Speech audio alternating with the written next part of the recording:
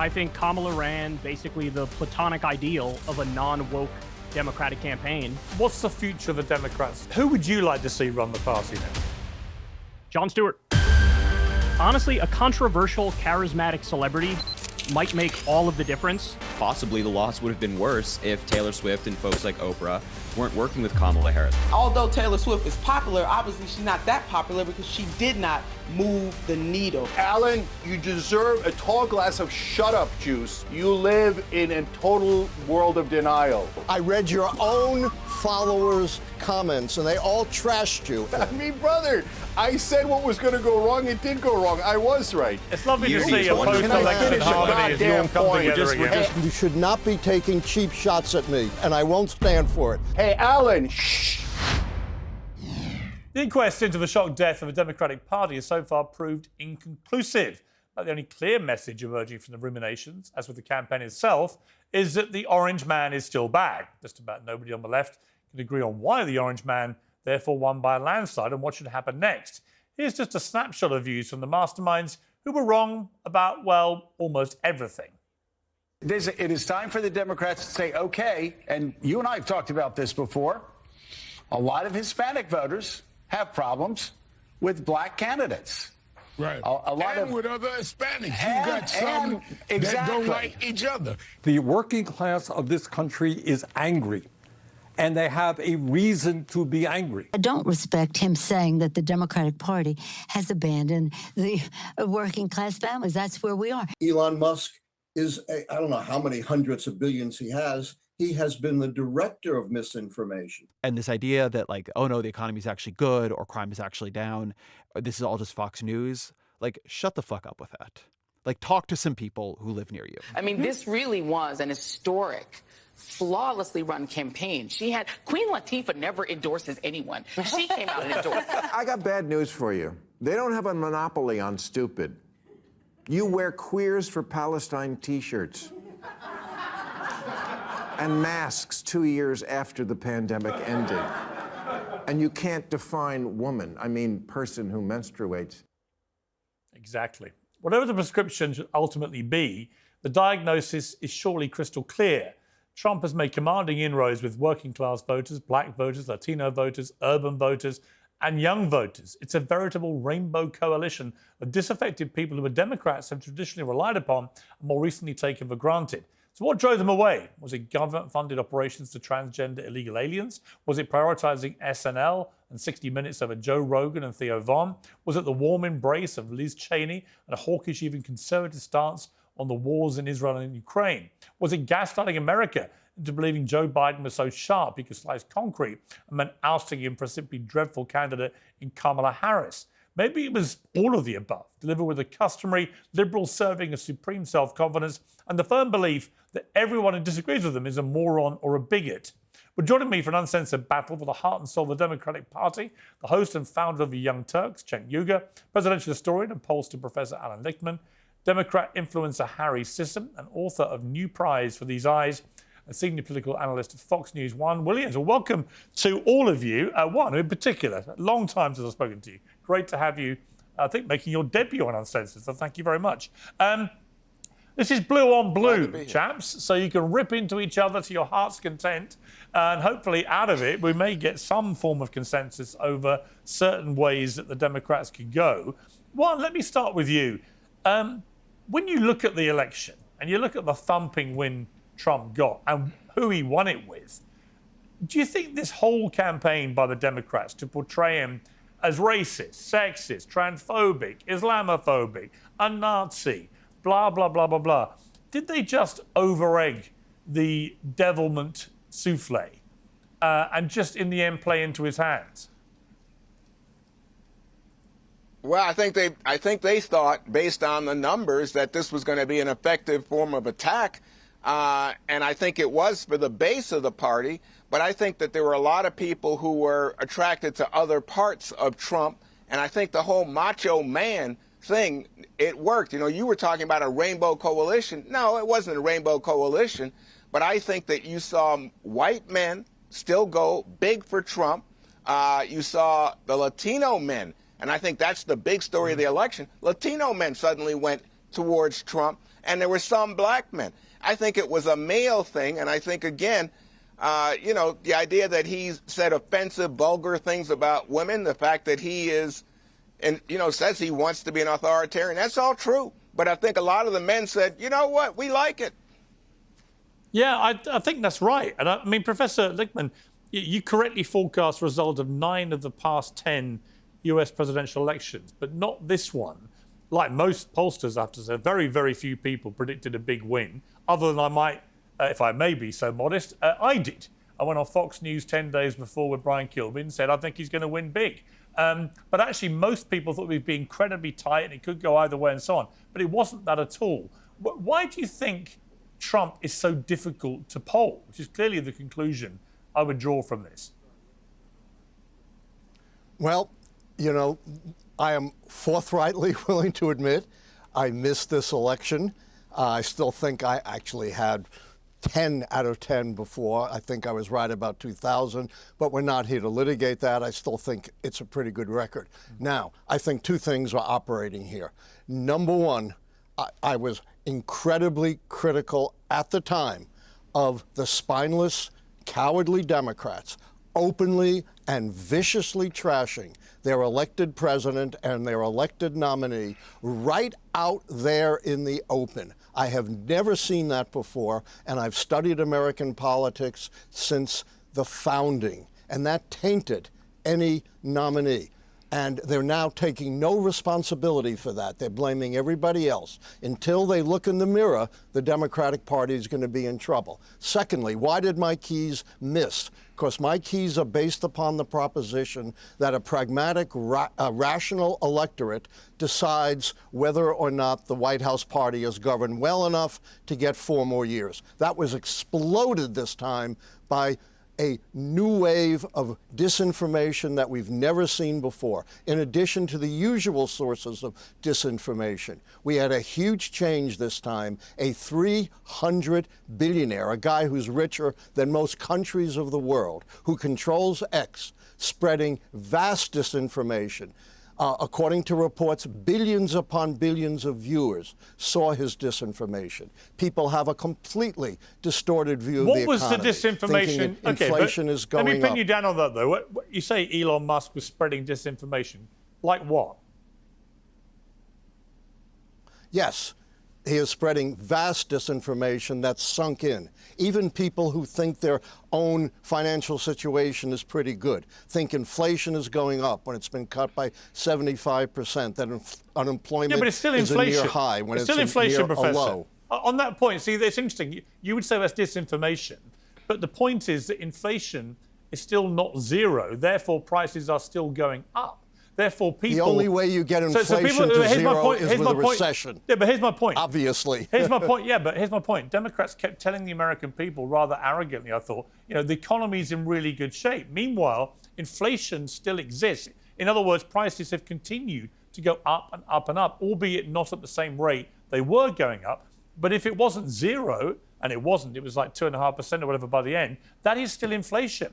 So it's not disinformation to say Americans are still suffering inflation. The only way you get it to zero is a recession, is deflation. That's ridiculous. Inflation has been cut by 80%, but it's not just inflation that people are wrong about. But do you accept inflation means prices are still going up? Do you accept prices were still going up? Of course. Right, so they that's the point. Always do, unless you have a recession. That's not disinformation, that's ridiculous. Then, is it? By Elon Musk, and it's disinformation about every other aspect of the economy as well. Disinformation about undocumented immigrants, like they're bloodthirsty killers. They are the most law-abiding segment of our society. According to numerous studies, including by the Libertarian Cato Institute, they commit crimes, including violent crimes, less than half of that of Native Americans. And they don't drain our economy. They are the mainstay of the agricultural, construction, personal service, hospitality industries. Studies show you will drive the economy into a recession if you go through large-scale deportation of immigrants, and you will sweep huge numbers of U.S. citizens because all the databases used to identify undocumented immigrants are fundamentally flawed. You can't have a pragmatic electorate under these conditions, and the mainstream media is utterly feeble. It spends 20 times more time on meaningless polls within the margin of error than it does telling truth to power and indicating the consequences of this election. But it is it's okay. being taken over by billionaires. Okay, I'm going to come to Cenk. I mean, Cenk, you know, the biggest deporter in American presidential history was Barack Obama, who deported over 3 million people. This idea that Trump is going to become, you know, some outlier in terms of mass deportation. The great mass deporter was actually a Democrat president, Obama, by a long way, by the way. So this idea of like disinformation, I think some of it was disinformation, but it's, you know, I think the idea that this election was only won through right-wing disinformation, I'm afraid, I view that as a total delusion by the Democrats. Again. Yeah, I totally agree with you. I'm sorry, but I totally disagree with Juan and Professor Lichtman. Don't blame the voters. I think, look, we could get into this discussion, but Juan, I think you're blaming the voters. I think that's a terrible idea. And look, I debated Professor Lichtman before. I told him his theories about the keys were absurd. I was right. He was wrong. I said he'd lose his keys. No, you were couldn't not find right, them and before I the was election. not wrong. And that's a cheap shot, and I won't stand for it. Well, who won, brother? You should not be Who taking won? cheap Who shots won? at me. Who You won? want to make your You point, live make your in point. a total Don't make world it of personal. denial. I read your own followers' comments, and they all trashed you, every one of them, and supported me. Yeah, so quiet with your personal yeah, attacks. come find out again. Make whatever point you want. Yeah. Don't Look, make it personal. You don't know anything. You don't know anything. You attacked me personally. You're so deluded. Oh, right. I've only been a professor for 51 years. On this program, I've never been able to finish a thought. How many books have you published? No, because you're personally attacking me again. Say whatever you want, but I'm not going to stand for brother, personal you got it wrong. Say you were whatever you want. preposterously and stupidly wrong. So, okay, all right. Can I just finish a goddamn thought ever on this show? No, not if you're personally. I admitted I was wrong. I don't need you to call me stupid. Okay. Can I just say, it's great to see you Democrats all getting along so well. Who taught you manners? It's lovely to see a post-election harmony as you all come together again. We're just one right now. Hey, Alan, you deserve a tall glass of shut-up juice, so can you just shut up for a second? And let someone who knows what they're doing. You're so right, Piers. You're so right. We're so unified right now. So I will not sit here and stand for personal attacks, for blasphemy against me. You don't need to do that. You don't boost blasphemy your ego against you? Who the hell are you? Are you Jesus Christ, you loser? Okay, can I just give the correct answer for once? Okay, here we go. So, guys, you're blaming disinformation. There was disinformation. There was the cats and the dogs nonsense. The points you're making about undocumented immigrants, I agree with, Alan, okay? But that didn't cost the election. The main disinformation was about how the election was going to be rigged. And it wasn't rigged. It was dumb. They won easily. There was no need for that disinformation. You guys are missing the whole point. The people who are at fault are not other people.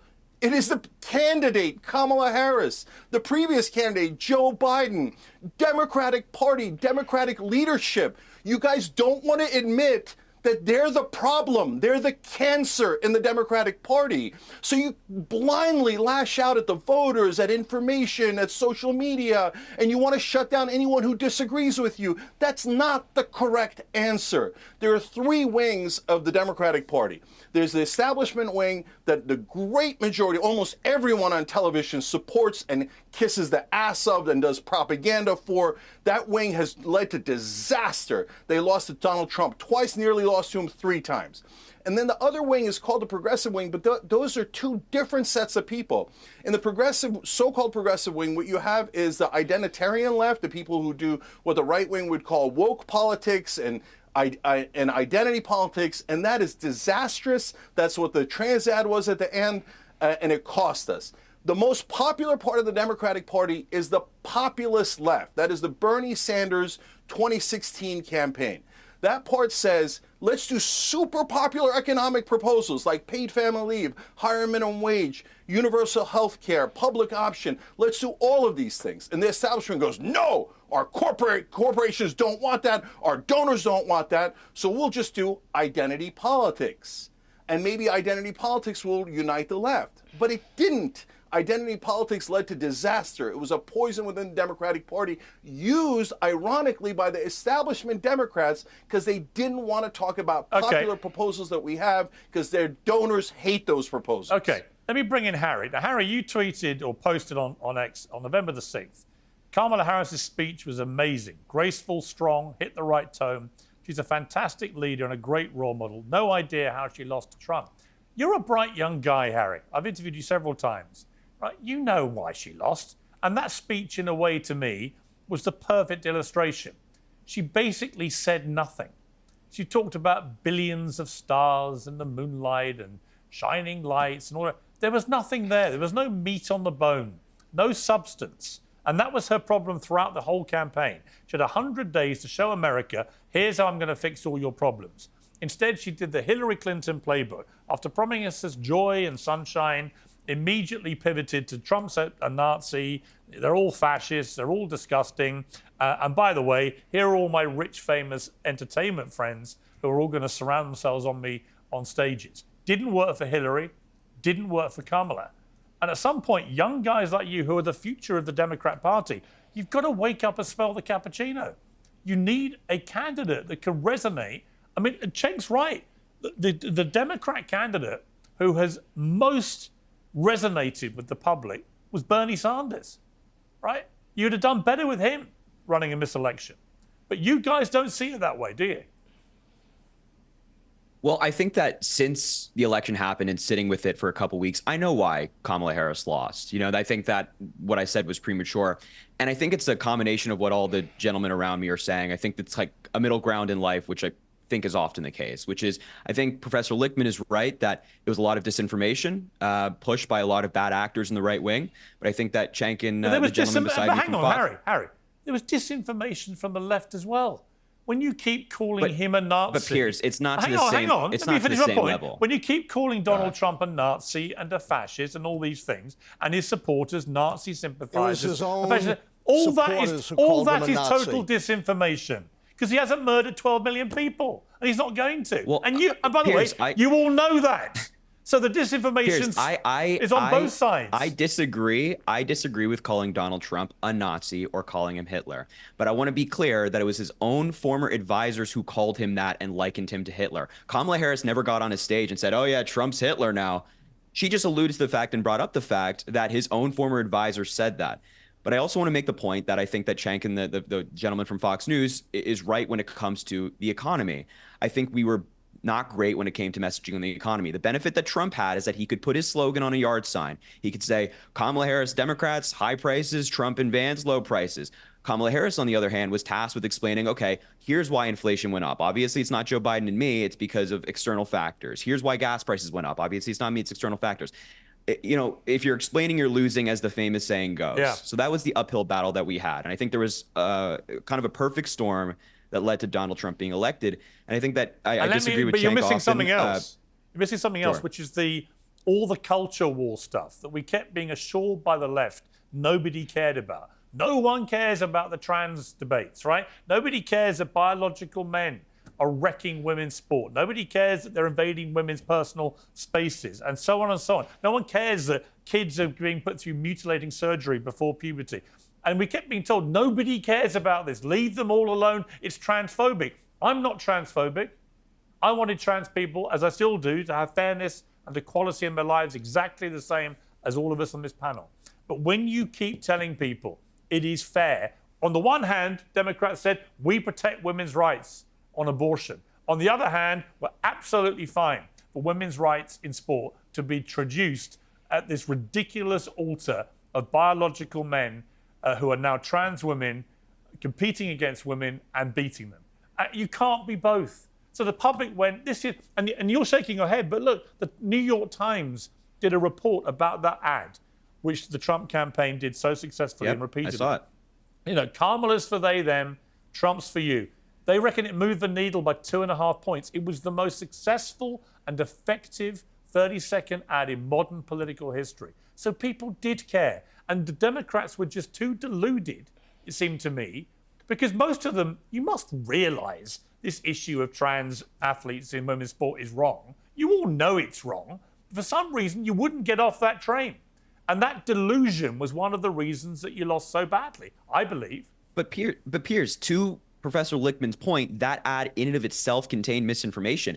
The ad was saying, oh, Kamala Harris wants to pay for prisoners' transgender surgeries. All right, she said it a few years ago, but she said it. But wait, hold on. In the New York Times also reported that this took place under Donald Trump's presidency as well, because depriving a trans prisoner the right to get gender-affirming care is, Cenk, it's the law, it's the Constitution, is against the Constitution of the United States, preventing cruel and unusual punishment. Because if somebody is deemed medically necessary to receive care, no matter what that care is, and you ban it or say, no, you can't get it, that absolutely falls under cruel and unusual punishment. So Donald Trump did the same thing. And that's an example of the disinformation, or at least the lack of context that Trump's campaign do you accept, Harry? No. Do you accept that this Cenk, I'm sorry, yes. But do you accept the so-called culture war stuff that I would you don't know frame what as I'm the kind saying. of very, very far left progressive woke stuff?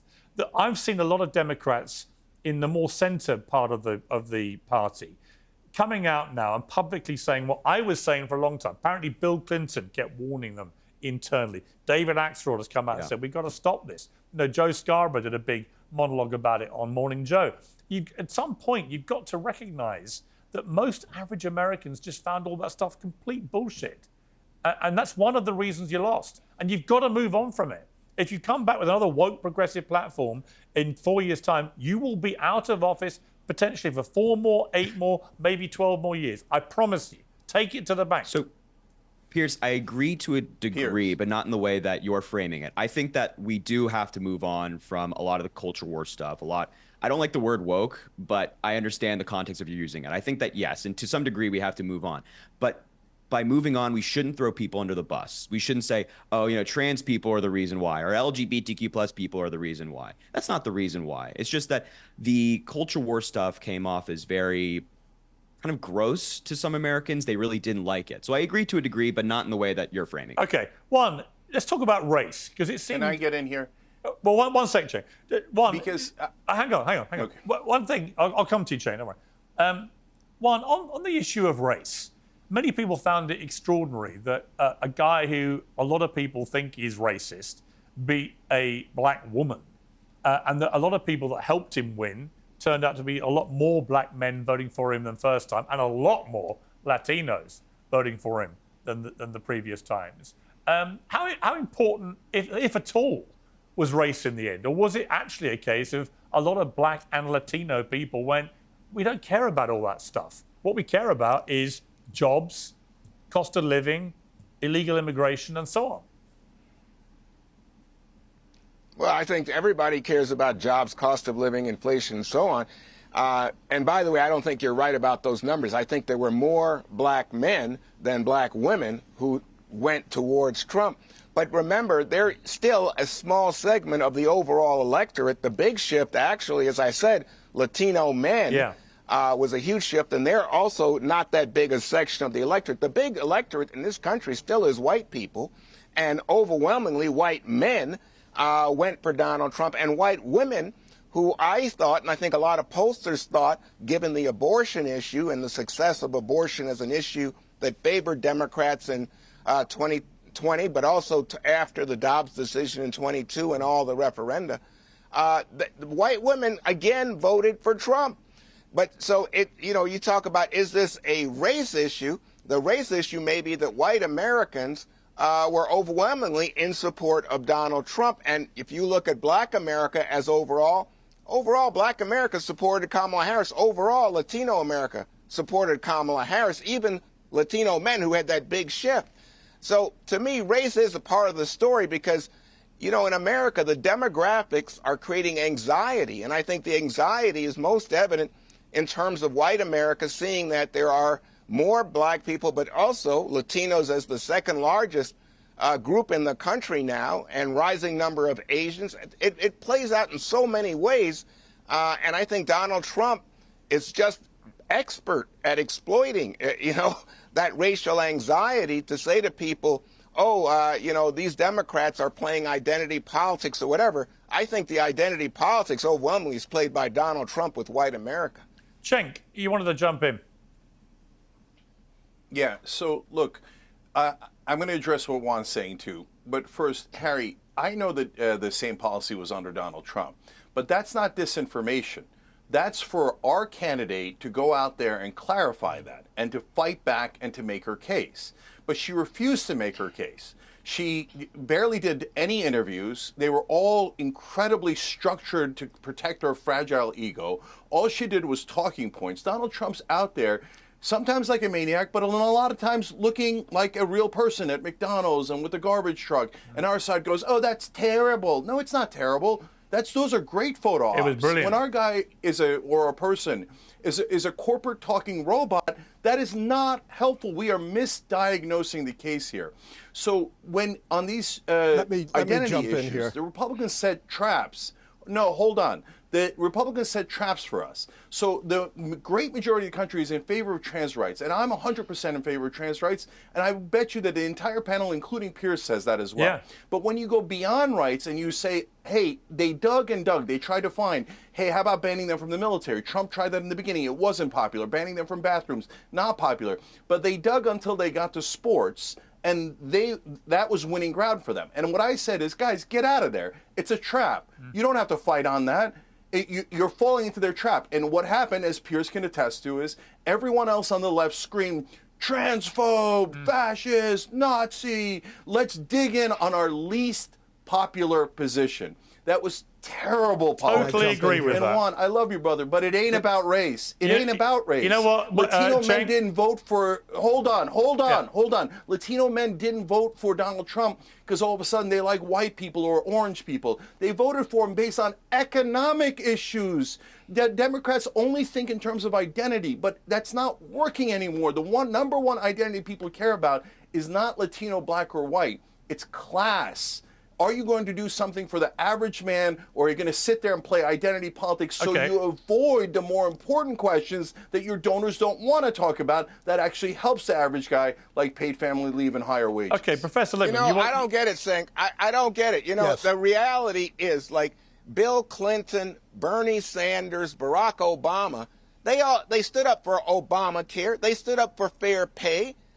These are populist issues at the heart of the Democratic Party. You go after the Democratic Party donors and the establishment Democrats stood for those issues, brought them to the table, and won. And Democrats, if you look at what Joe Biden did in terms of bailing people out during the virus and saying that we have to have infrastructure and building, that helped working people in this country. But a lot of lies were told about that history. Yeah, you can. Yeah, Professor, I know you've got to leave us, so you wanted to jump in there. Yeah. First of all, let me add a quick fact. There was no massive switch of black voters to Donald Trump. Donald Trump got 13% of the black vote, 11% the last time. That's 2% of a very small segment of voters. So that's one of the big myths of this election. Second big myth is that hindsight is 20/20. We have a lot of Monday morning quarterbacks who, after the fact, are telling us what Harris should and should not have done. And half of them are saying she lost because she was too progressive. She was too open to the charge of being a radical, a socialist. The other half have said, of course, she lost because she wasn't progressive enough. We heard that from Cenk today. It's all sports talk radio without the entertainment. There is no way to know after the fact what she should or should not have done. If she had only done this or that, it would have made a difference. That's just hot air with absolutely no proof. The difference that I bring to the table is a track record of successful prediction based upon how American presidential elections have previously worked as pragmatic decision-making on whether or not the White House party has governed well enough. And then my analysis is based upon what's changed, what's shattered the pattern of 160 years of history. So I have a base for my analysis. I'm not just doing Monday morning quarterbacking. Cenk, you need to learn some manners. your act is getting really thin. I mean, brother, I said what was going to go wrong. It did go wrong. I was right. You were wrong in this election spectacularly so with your so-called keys. And now you come and tell us not the Monday morning unlike you, I'm willing to admit when I'm wrong. Are you ever going to learn the lessons? Can I just ask, hang on. Can I just ask, for those who have no idea what the key thing is all about, why are you flashing keys? Okay, because this brother said that he had these keys and they were going to determine the outcome of the election, and all the keys were rigged in favor of incumbents. And I tried to explain to him, no, there are things outside of the keys. We literally had a debate, and I asked him, what if Joe Biden, this was back when he was defending Joe Biden, which now seems unconscionable, that what if Biden came and punched a baby every single day? Would your keys still hold? And he said yes. Okay, well, then you're an unreasonable person. I was right. But what I'm most worried about is not the past, Let me it's the explain future. Why. I was right. I mean, listen to him. About I mean, Biden. You have no idea how absurd you sound. Okay, but guys, the most important thing is not between me and Professor Lichtman. God bless you, brother. I know you did a lifetime's worth of work, and I feel a little bit bad about it. The reason I'm saying it is not to rub it in now. It's because I'm worried that in the next primary, you're going to tell people to vote for the establishment Democrat. That all of you on this panel are going to go, oh, no, vote for the corporate robot, vote for the corporate robot. And that's going to destroy this party. That's why I'm fighting back so aggressively. Give me a name. No, vote for the populist left. Give me a name. Well, in the old days, it easily would have been Bernie Sanders. Who is it now? He's too old. So, look, I would start considering Sean Fain, head of the UAW, Sean O'Brien, head of the Teamsters, Jon Stewart. Go outside of politics. Almost everyone in politics is already corrupted. Find someone who is not corrupted and who's for the average man. Harry, you're shaking your head, but I mean, Jon Stewart, if he could be persuaded, I would imagine could be very good as a candidate, couldn't he? No, I don't take objection to Jon Stewart. I just think we have some people in the Democratic Party who are very talented right now who could be the Democratic nominee. Governor Shapiro won Pennsylvania by like 20 points. Governor Wes Moore in Maryland, how much more connected to people do you need other than like Wes Moore, who's great? Raphael Warnock from Georgia won a swing state and is a senator from a swing state. Gretchen Whitmer, who had a trifecta in Michigan for the first time in a long time. There's really talented people in the Democratic Party who are elected officials right now, and Cenk can shake his head all he'd like, but these people are winning in swing states overwhelmingly. Who would you like to see, Harry? I think any of the people I just mentioned, I'd love to see. And there's plenty more, but I think we're going to have a great primary I'm pretty sure, I would lay good people. money now that J.D. Vance will be the Republican nominee in 2028. I'd say it's probably a good bet. Because I think he's actually, he in direct contrast to Mr. Waltz, who I thought was a total disaster. I thought J.D. Vance started with a lot of negativity, but became a real force for Trump, particularly in getting young men to come out and vote for him. So I suspect he'll be the nominee, but we'll see. Professor Lichtman, we're going to say goodbye to you. Thank you very much indeed for joining us. I appreciate it. In a moment, though, we're now going to be joined by, to add to our panel, the Ohio State Senator Nina Turner, and first making his uncensored debut, the host of the Kyle Kulinski show, Kyle Kulinski. Well, Kyle, welcome to Uncensored. We're trying to get you for a long time. Let's have a little chat with you before we get reaction from the panel. But why did the Democrats blow it so badly, and what do they do to avoid this happening again in 4 years? I mean, the simple answer is that Kamala Harris kind of codes as a technocratic status quo manager, and Trump codes as a change agent. And so, I mean, to sum it up as simply as possible, voters just thought he's going to deliver more change, she's more of the same, and they broke for him. Who would you like to see run the party now? I mean, what's the future of the Democrats looking like to you? Jon Stewart. I've been pushing that since the day Trump won this time around, because what we need is, honestly, a controversial, charismatic celebrity might make all of the difference, but it's that mixed with Bernie Sanders' policies of actually delivering social democracy for people, raising their pay, getting them health care. I think that's the magic stew. And honestly, I think it's a shame that more people aren't talking about the controversial, charismatic celebrity portion of Trump being so successful, is that you can't keep the cameras off him. He's entertaining. Love him or hate him, you can't stop watching him. And so we need to sort of mirror that on the left. And I think the way of doing that is Jon Stewart. But I would add to that what Bill Maher's been warning for a long time to liberals, speaking as a liberal himself. And I'm pretty much where he is politically, I think. I feel the same way. And I know you've been keen to say, look, Kamala didn't mention any of these woke issues or whatever, but she's very much associated with a lot of those woke issues. She's certainly voted in line with a lot of the more progressive stuff, like allowing transgender athletes in women's sport and so on. So she's seen to be a progressive who then moved rapidly to the centre when she got the nomination, and it was all too much of a screech for people, probably on both sides. But this whole woke ideology, I don't mean the original woke ideology of raising awareness for racial and social injustice. I mean the way it's become a kind of new form of fascism, where the far left just basically want to cancel, shame, and humiliate absolutely anybody who disagrees with them about anything. Do you accept that has become a problem, a stick to beat the party with, which actually really damages them electorally? No, I think Kamala ran basically the platonic ideal of a non-woke Democratic campaign. She never mentioned race. She never mentioned gender. She never mentioned trans people. She never mentioned pronouns or Latinx or cancel culture. She repeatedly stressed that she was going to represent all Americans. She ran to the right on the issue of the border. She talked about owning a gun. She ran on freedom and patriotism. And so when you put all that stuff together, I simply don't know what people are talking about when they say she's they're too talking woke. about She her didn't mention record. those things at Well, all. hang on. They're talking about her record as vice president of the Biden administration, where they never stopped talking about this stuff for nearly 4 years. So you could pretend when you get the nomination, whoa, I'm a centrist and I'm a gun-toting Rambo, by the way, as well, to all you Second Amendment people. But actually, if you judge her on what she said and did in 4 years, she was a progressive left person. And to pretend otherwise is to just ignore what went on in that period. What I'm much more concerned about is not Democrats being woke or Democrats censoring speech. I'm much more concerned about Trump's record on those things. So, for example, Trump said he wants to punish flag burning with a year in jail. That's against the First Amendment. He sued CNN for $475 million for calling election denialism the big lie. Before he was president, he sued Bill Maher for $5 million over a joke.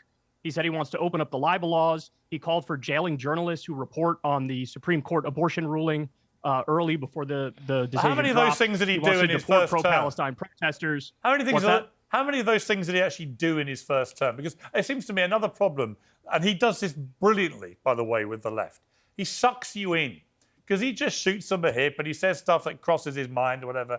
And rather than pick him off on stuff he actually does, you all go completely nuts every time he opens his mouth and says something a bit crazy. And if I was advising the Democrats, I'd be like, stop doing this. You're literally playing into his trap every time you do this. Just pick him off. If you want pick him off on the stuff he actually does. Then you got a better chance. All right, I'll do that. Here, ready? He gag ordered the EPA from telling the truth on climate change. That's deeply anti-free speech. He arrested and charged 6 journalists with felony rioting. He did not pardon Assange. He did not pardon Snowden. He did not pardon Daniel Hale.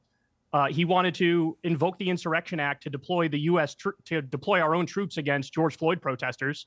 These are all things that are actually on the record, things he actually did. And the thing that I find incredibly frustrating is that nobody talks about it. Trump magically gets a pass for things he actually did. He doesn't get Democrats a pass. Get held to a super high standard. Come on, he doesn't get a pass. How many times have you heard people say those things I just told you? Trump has had. Wait. Hang on. Let me answer you. When was the last time you heard that? Trump has had the most unrelentingly hostile media from a mainstream media that is largely staffed by liberals. We know this because of the way they all go nuts when their paper wouldn't come out and endorse Kamala, and they all resign, so they reveal their true colours.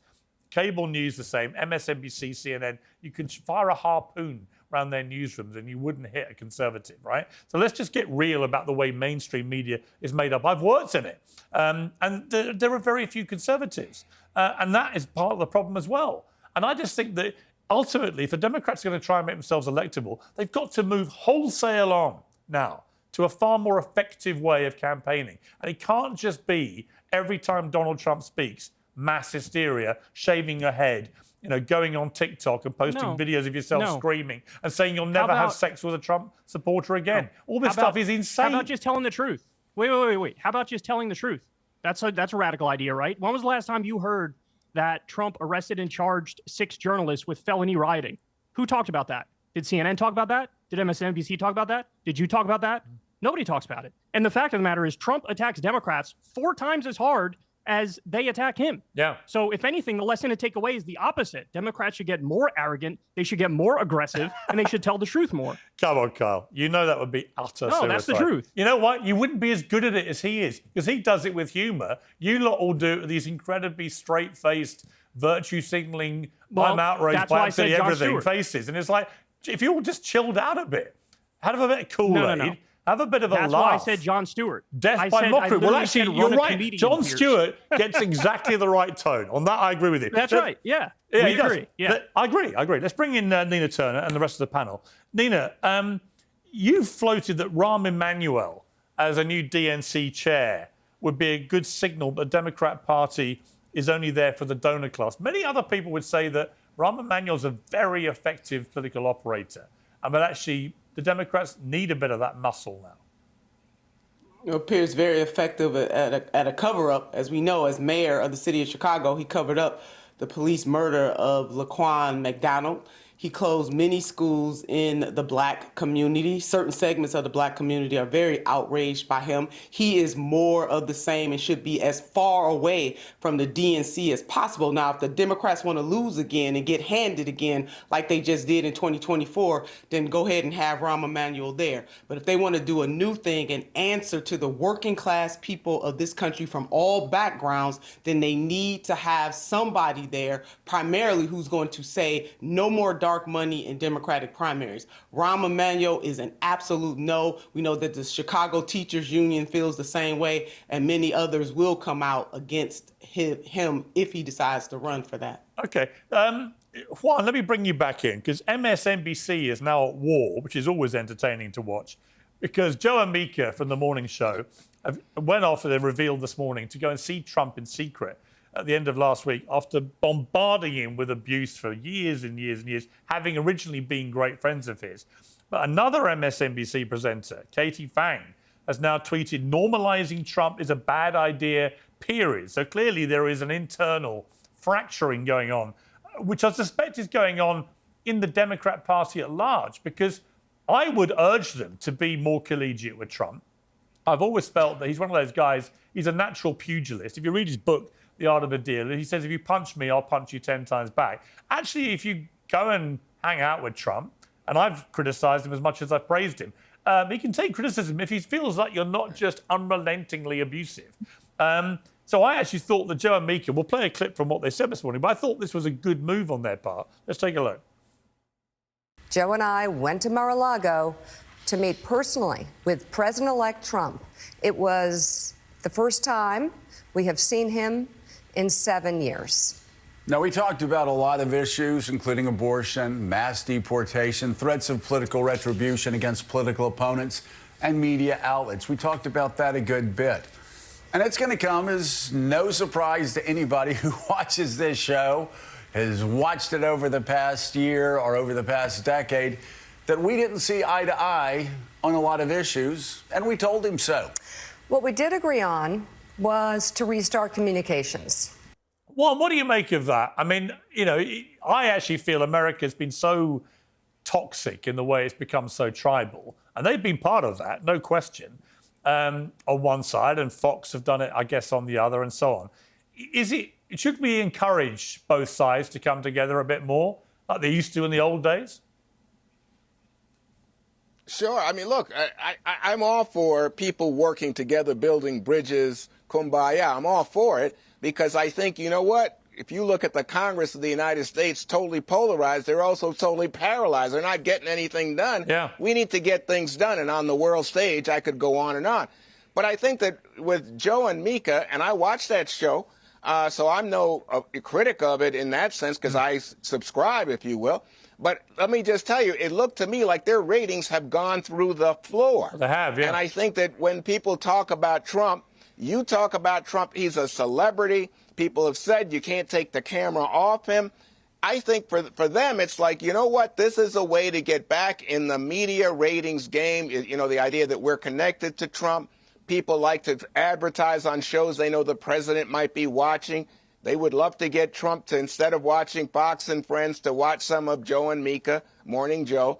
But, you know, to me, that's it really calls into question have they been authentic when they were saying that this guy is so harsh when it comes to women, so harsh and racist when it comes to blacks and Latinos, and has an authoritarian, even as we were saying, fascist streak? So were they sincere about that, or are they now falling in line with others who find, you know what, I want to get on the bandwagon because Trump has just been reelected and won the popular vote? Yeah. To my mind, you got to be straight about your authentic sense so that the audience can trust you, and I think they put that at risk today. Well, it's interesting, Cenk, because the journalism professor and author Piers. Jeff Jarvis has accused them, Joe and Mika, of inflicting a, quote, betrayal on their colleagues, democracy, and us all.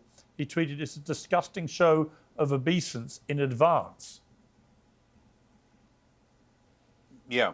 So I have a different opinion than everybody here. My first question would be, what are we agreeing on? So if you want to go to Trump to get him to agree on things that we agree with, like an anti-war position, fantastic. Of course we should be open-minded to that. You'd be nuts not to be open-minded to that, right? If he were to actually do anti-corruption, which he always promises but never does, right? And you can get him to be open to that, fantastic. But why are Mika and Joe going there? To push for, the public option? No, they're going over there to get access. And so they seem like utter frauds. Like, if they could show me policies that they care about that Donald Trump agrees to, or they have a strategy to get Donald Trump to do good and decent things, great. I'm super open to it. Look, I would want to do that. I got no problems with me meeting with Donald Trump, Elon Musk, or anything else along those lines. But what I'm not going to do is compromise my principles and my ideas just to get access. Yeah. So, like, for example, I mean, see the Democratic Party instantly going in the wrong direction. Rahm Emanuel is the biggest dog for corporate donors. Picking him could be the worst possible thing you could do. Do you know that Rahm Emanuel lost 1,000 seats on his watch when he was at the DNC nationwide for the Democrats? There isn't a bigger loser in the Democratic Party. So look, we need a populist like Jon Stewart, which I actually, if you remember, Piers, I tried to get him into this race. Yeah. But John, call me. This guy never wants to, he doesn't realize how intensely popular he can be. By the way, another candidate for president could be Nina Turner, a person who actually fights for the average person, has always been right about the populist left, and then going for class instead of always being worried about identity politics. So there's so many options here. Yeah. Kyle, a lot of people now say, including John Fetterman, that Nancy Pelosi should go. She's the godmother, the enforcer. Now she's blaming Biden. You can't have it both ways. I think it's really ironic. You have a woman of age 84 and she's still hanging on. Why not give a younger generation opportunity to occupy that seat? I mean, Nancy Pelosi, it does seem to me they've got to move on. Haven't they? Get somebody younger, fresher, new ideas? I mean, I'm totally in favor of cleaning house, but at the same time, that 100% would include the genocidal maniac that is John Fetterman. So he's part of the problem that he thinks he's calling out here. He's one of the worst of the worst. So, but on the broader point of just bringing in new leadership, bringing in fresh ideas, bringing in people who believe in social democracy and Bernie Sanders' agenda and they're willing to fight, 100% on board for that. Harry, celebrities like Oprah Winfrey, where it's now been revealed that she and her company got paid closer to $2.5 million rather than the original $1 million as thought for the event they put on with Kamala Harris. Every single time out comes Oprah putting her arm around whoever the Democrat candidate is. Then you see Beyonce, then you see, they all come out. I feel that's over, that Trump has barreled his way through that. And that his people like Joe Rogan, Elon Musk and others, they're not really conventional celebrities. You know, they're tech people in a tech world, really, or interviewers or journalists. Do you think this idea of the Democrats constantly being associated with super rich celebrities, singers, pop stars, actors and so on, is that over now? Because it seems to have backfired this time. No, I don't think so. I think like the people you're describing, like Joe Rogan, are celebrities in their own right. Joe Rogan, his base of viewers just happen to be the people that Donald Trump wanted to get out to vote. The people who watch Oprah, the people that listen to Taylor Swift, happen to be the Kamala Harris's. But they didn't get their people out to vote. Women did not go out in the numbers that people expected when Taylor Swift. Well, women still voted for Kamala Harris overwhelmingly. Yeah, but I love Taylor Swift, for example. But everyone thought that would really change the needle. 500,000 people apparently registered to vote extra in 24 hours when she made her endorsement. But none of that was reflected in the polls.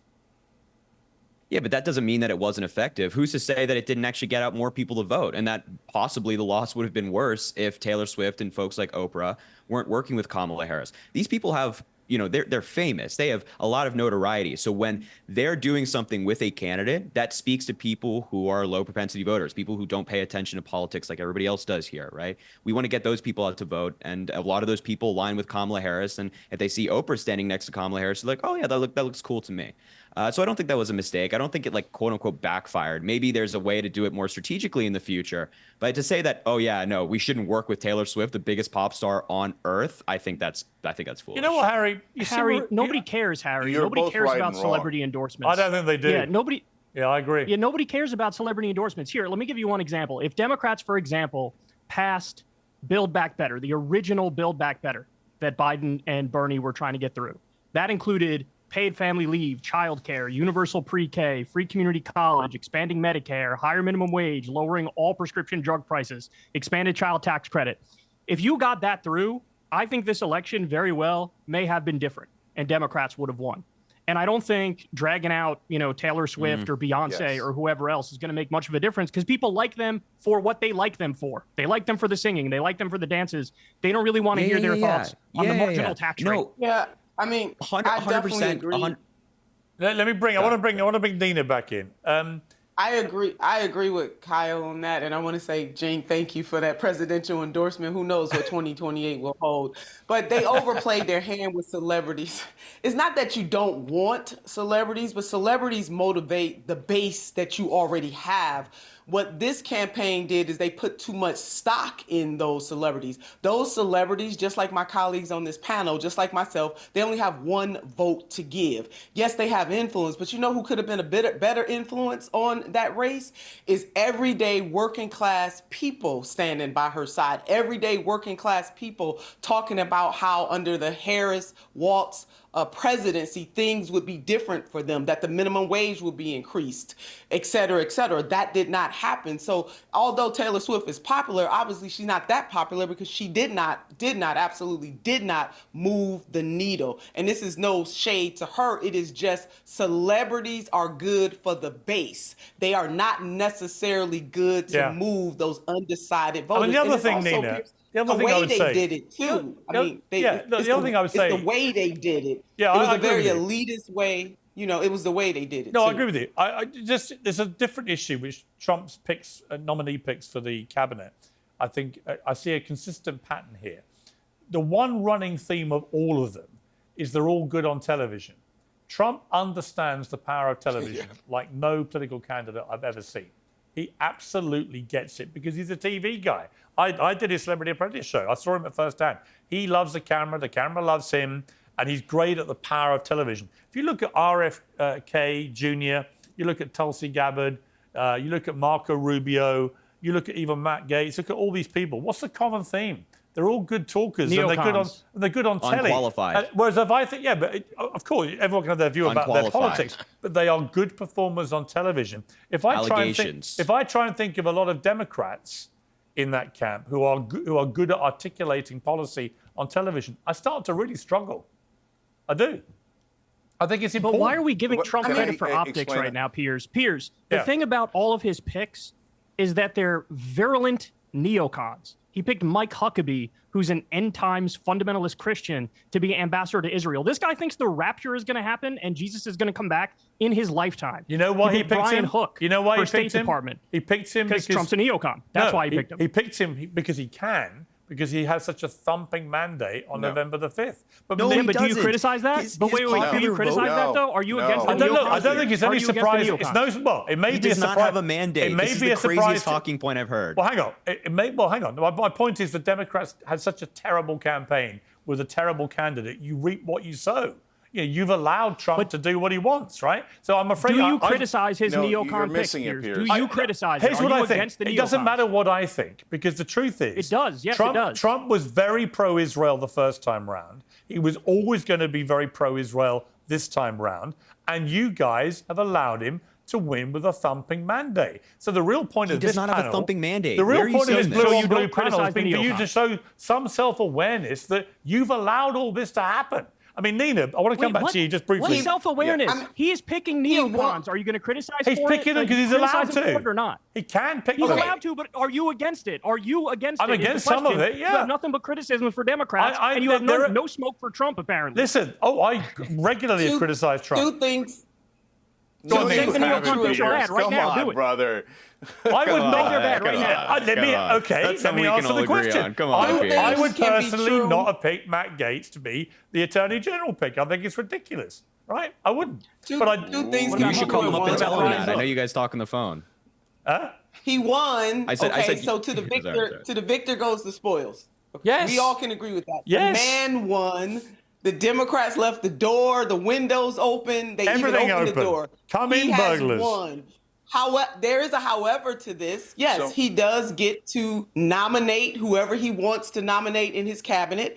If the Senate is so upset with any of those nominees, then they can reject those nominees. That is likely not going to happen. The other side of this is true that some of the people that he is picking, and let's use Congressman Matt Gaetz for the prime example, he wants a yes man in the Attorney General's office. That is it, because Congressman Matt Gaetz has shown clearly that he will do every single thing that President-elect Donald J. Trump tells But you know what, him Nina? to I have do, one question about that. Okay, I have one question about regardless of whether it's right or wrong. Here's my point about that. Trump's being attacked for choosing loyalists, to which my response would be, should he have actively chosen disloyal people? I mean, seriously. I'm not. Listen, I'm not attacking him. Who wouldn't, if you're president, pick people that might be loyal to you? I'm not attacking him. What I am saying is that we got to call this what it is. Come on, Piers. I feel like I just lit a tinder box. That's not why we're attacking him. Not attacking That's not why we're attacking I said he has every right to pick these people, and we have every right to weigh in on his picks. Yeah. But the Senate has the final That is true. say. That is true. We've got to leave it there. Brilliant panel. Thank you all very much. Blue on blue.